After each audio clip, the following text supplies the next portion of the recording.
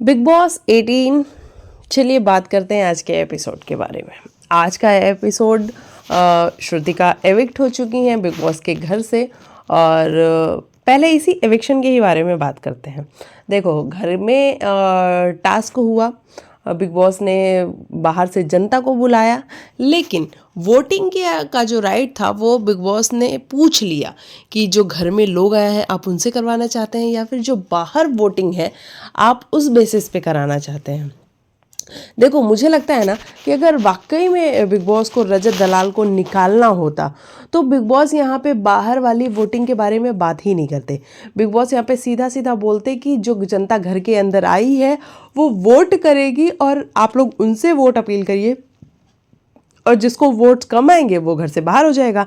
लेकिन big boss को अभी रजत को रखना है, अभी भी रजत को रखना है बिग बॉस को, और इसीलिए बिग बॉस ने बाहर की वोटिंग वाला ऑप्शन दिया।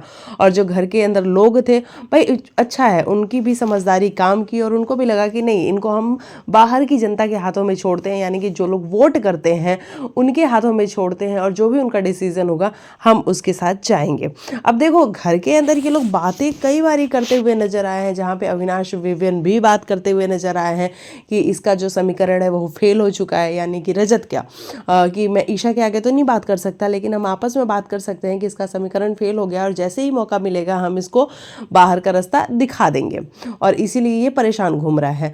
करण, चुम, शिल्पा, ये लोग भी सारे बातें करते हुए नजर आ चुके हैं, जहाँ पे इनका क्लियरली यही था, ये मेंशन कर रहे थे कि ये रजत को किस तरीके से घर से बेघर करेंगे अगर इनके हाथ में पावर आती है तो। लेकिन जब बारी आई करने की तो इन लोगों ने क्या किया, इन लोगों ने बाहर की जनता के हाथों में छोड़ दिया। और बाहर आप सबको पता है कि जो एविक्शन हुआ है बिल्कुल फेयर हुआ है, क्योंकि बाहर यही ट्रेंड चल रहा था कि श्रुतिका सबसे नीचे थी, उसके बाद चाहत पांडे थी, और उसके बाद जो रजत दलाल थे। और रजत दलाल देखो अगर टॉप 5 में आ गया, क्योंकि अभी ना उसके बाहर निकलने की खबर भी नहीं आ रही। अभी जो इस टाइम खबर आ रही है वो ये आ रही है कि चाहत पांडे एविक्टेड। देखो अभी कंफर्म है नहीं है वो मुझे नहीं पता है, थोड़ा कंफर्म करने में समय लगेगा। आई थिंक रात तक हो जाएगी या इस रिव्यू के बाद कंफर्म हो जाएगी ये वाली खबर, लेकिन मैं उसके बारे में कल बात करूंगी। लेकिन अभी जो फिलहाल खबर आ रही है वो चाहत की खबर आ रही है कि चाहत एविक्ट हो गई। अगर देखो चाहत एविक्ट होती है और रजत जाता है आगे तो इट मीन्स कि रजत को तो कोई नहीं हरा पाएगा, फिर तो विवियन भी विनर नहीं बनेगा। क्योंकि जिस तरीके से काम्या ने एक्सपोज किया है कि मेकर्स चाहते हैं कि वो विवियन को विनर बनाए, और इसीलिए वो मुझे लेके आए थे ताकि मैं उस चीज़ को जस्टिफाई करवा सकूं। 2 हफ्तों में विवियन कुछ करे ताकि वो जस्टिफाई हो सके एज अ विनर। तो मेकर्स तो पहले से प्लान बना के बैठे हुए हैं। तो ऐसे में अगर जब रजत दलाल की भी एंट्री होती है टॉप 5 में, तब तो भाई मामला बड़ा गंभीर हो जाएगा और विवियन डिसेना को भी वोटों की कमी पड़ जाएगी, क्योंकि रजत के जो वोट्स हैं वो उससे भी ज़्यादा हैं। तो ये वाला सारा का सारा मामला नज़र आ रहा है। वही देखो, आज बिग बॉस बहुत गुस्से में थे, बहुत परेशान थे, क्योंकि उनको ऐसा लग रहा था कि हम कुछ और चाहते हैं, ये कुछ और करते हैं।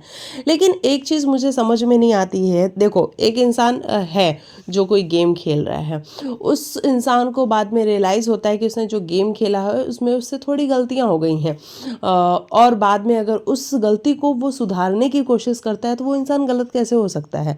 मतलब बिग बॉस, आप एक तरफ तो कहते हो कि रिश्ते बनाओ, रिश्ते निभाओ, ये रिश्तों का शो है, रिश्तों का शो है, और जब लोग रिश्ते बनाते हैं, रिश्ते निभाते हैं, रिश्तों में इन्वॉल्व हो जाते हैं तो आप कहते हो गेम खेलो, गेम खेलो। अविनाश लॉजिकल है, अविनाश सही है, अविनाश सही है, अविनाश लॉजिकल है, लेकिन आप ही तो रिश्ते रिश्ते करते हो। तो अगर ये रिश्ते निभा रहे हैं, अगर ये रिश्ते बना रहे हैं, अगर विविन को फील हुआ कि भाई जो भी चुम के साथ मेरा रिलेशन है, अब देखो मैं नहीं जानती कि चुम के साथ विवियन का कैसा रिलेशन था पहले, क्योंकि हमने बहुत कम देखा है चुम और विवियन को इंटरेक्ट करते हुए। हाँ, एक सिमिलरिटी इन दोनों में है कि विवियन भी चुप रहता है, कम बोलता है, और चुम तो हमेशा से कम बोलती है।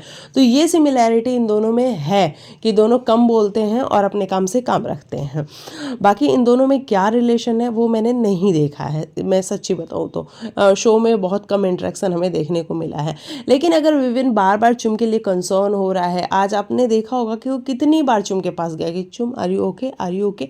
वो हर बार उससे जाके पूछ रहा था कि तुम ठीक हो, तुम पेन किलर ले लो, ये ले लो, तुम्हारी बॉडी एक हो रही है। मतलब जिस भी तरीके से वो चुम की हेल्प कर पा रहा था वो कर रहा था। तो बिग बॉस इसमें आपको क्यों खुन्नस हो रही है कि ये तो बार बार बदल जाते हैं, ये तो बार बार पलट जाते हैं, मैंने इनको टिकट टू फिनाले ऑफर किया लेकिन इनको चाहिए ही नहीं, इनको किसी चीज़ की कदर ही नहीं है। एक बात बताओ, अगर आपको वाकई में टिकट टू फिनाले देना था तो फिर आप अपनी बातों से कैसे मुकर सकते हो? आप ही तो वो हो ना जो ये कहते हो कि संचालक का फैसला आखिरी फैसला होगा। तो जब संचालक ने आखिरी फैसला सुना दिया कि विविन के पास टिकट टू फिनाले जाता है, यानी कि विविन सीधा टॉप 5 में जाता है, तो फिर आप कैसे आ गए बीच में और आप कैसे आके फिर पूछ रहे हो विविन से कि विविन क्या आपको चाहिए ये टिकट टू फिनाले? अगर आपको पता था ये बात कि वो आपसे बात करना चाहता, वो बार बार कह रहा था कि बिग बॉस मुझे कन्फेशन रूम में बुलाओ, मुझे आपसे बात करनी है, आप उसको कन्फेशन रूम में बुला लेते, आप बात करवा देते, आप थोड़ी बात कर लेते उससे, क्या पता उसको ठीक लगता और वो फिर नॉर्मल हो जाता। लेकिन नहीं, आपने भी यहाँ एक मूव खेला और आपने भी यहाँ पे विवियन को आई थिंक फंसाया ही है ना, कि मुझे नहीं लग रहा है कि आपने कुछ उसके साथ अच्छा किया है, क्योंकि आपने उसको एक मूव दिया कि विवियन अभी आपको क्या लगता है, आपको टिकट टू फिनाले चाहिए या नहीं चाहिए? वो उस मोमेंट में क्या बोलता? अगर वो बोलता कि हाँ मुझे चाहिए, तो सारे घर वाले क्या कह रहे होते, या फिर हम जो बैठे हुए हैं बाहर रिव्यू करने के लिए वो क्या कह रहे होते?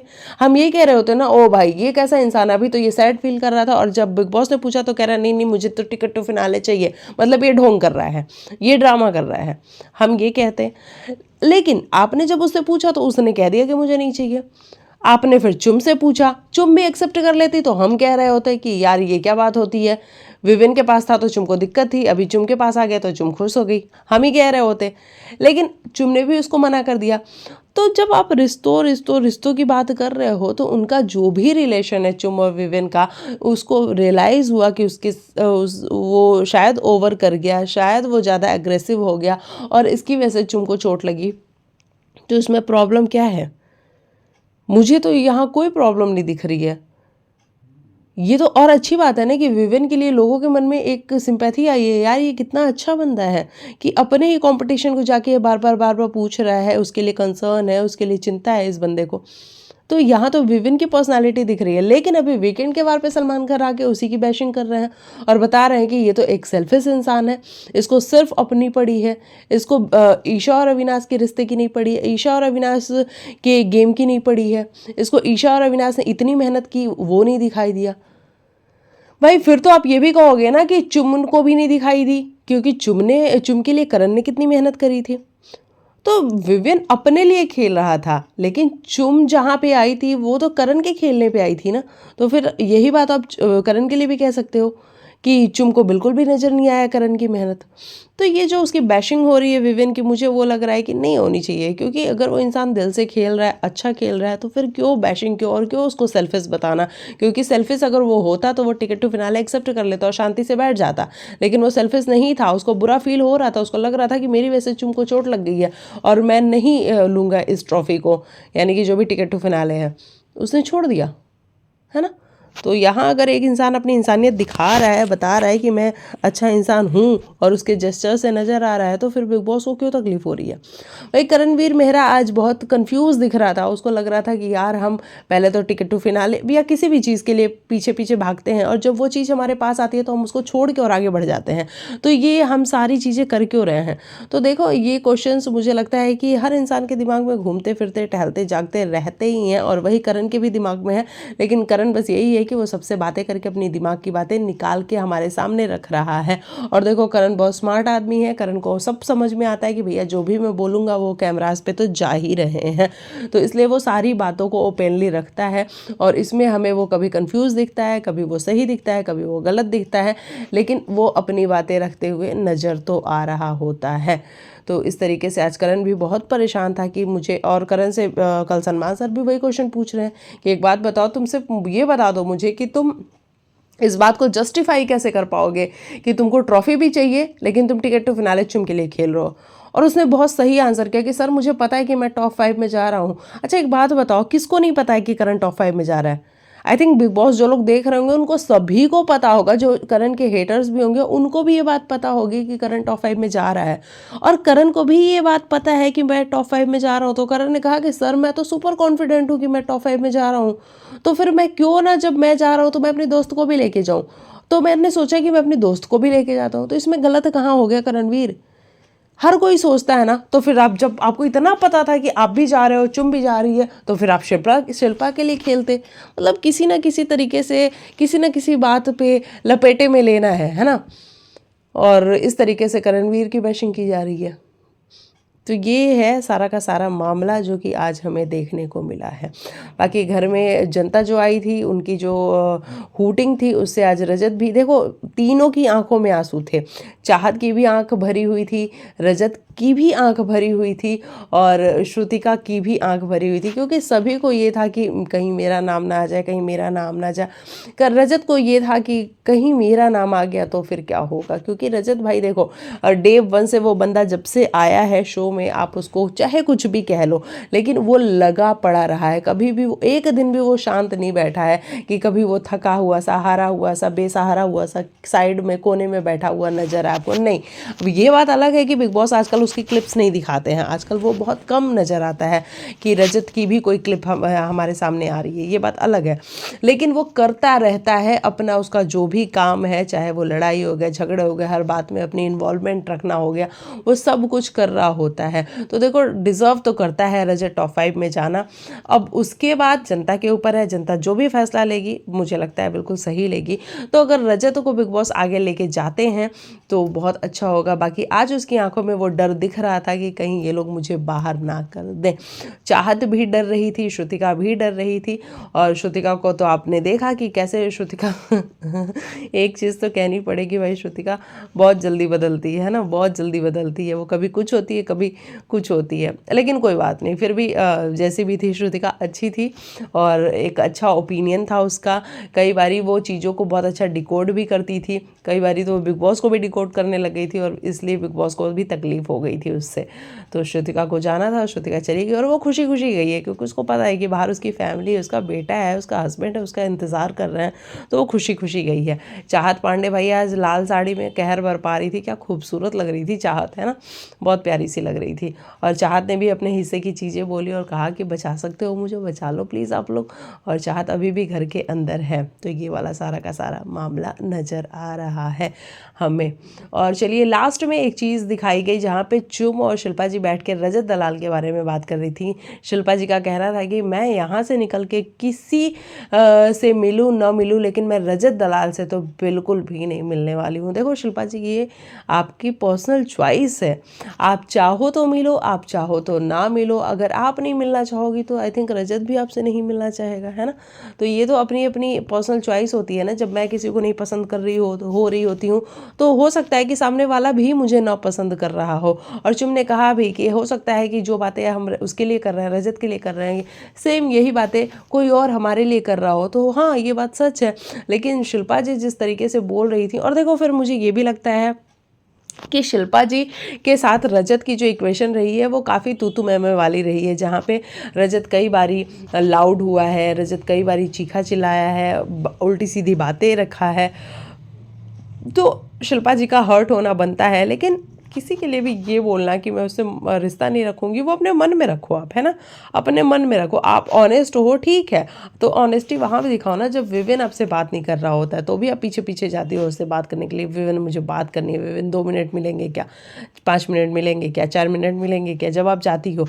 तो विवेन तो आपके मुँह पे आपसे नहीं बात कर रहा होता है ना। रजत तो फिर भी आपसे बात कर लेता है, जब तक इज्जत में होता है तो आपको इज्जत भी दे रहा होता है पूरी।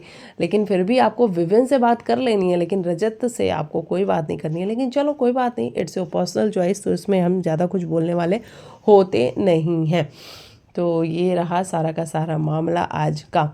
और अविनाश को बहुत हर्ट हुआ था। अविनाश आज विवेन से बात भी नहीं कर रहा था। अविनाश ने कहा भी कि मुझे लग रहा है कि आप जो महानता की मूर्त बने हुए थे और इस तरीके से मुझे आप डिजर्विंग नहीं लगते, वहाँ पे अविनाश ने क्लियरली कहा भी।